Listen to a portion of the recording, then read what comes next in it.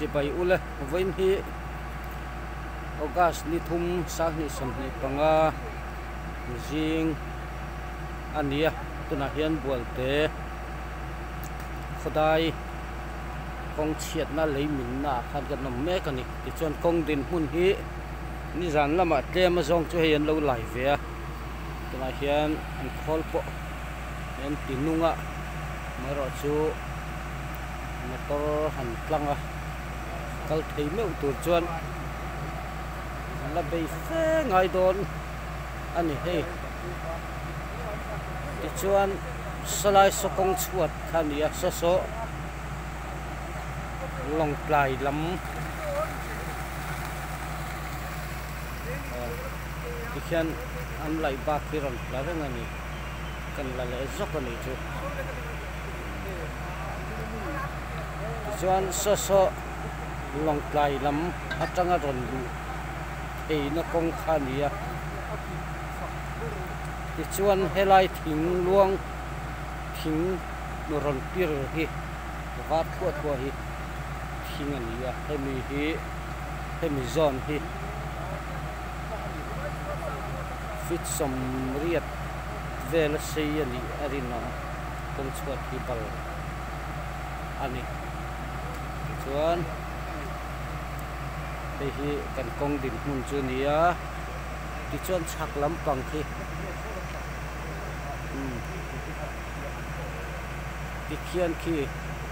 a chhak hle mai a ting a ron tu on te khi mi khi lai khi mi zon vel thing a ron lang sang bok do omna khi mi nuai atang khian lei hi ron chevet toni chu bang chen heng lai hi chu lei vung om khom ang khan hi wangin helai hi han sial phei ma se ron kal khajal to angai ani chu bang chuan zin mi te helai kal tlang tu te tan po nga le ri tiu nga le ri deu ala ngai don ti kha ta kan ko ta ni e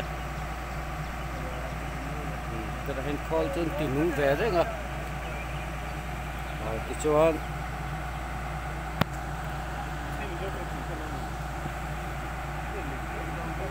helai khol om ne zone na nimina ai hitachi na lai hian pakhat se helai hian atta tha kan ti to yung ra chu ani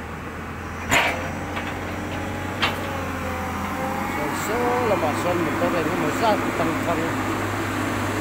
ang lo ma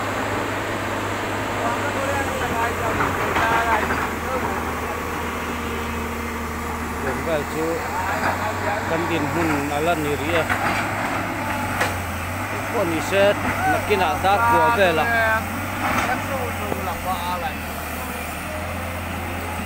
da ko vela ko ke tum don dia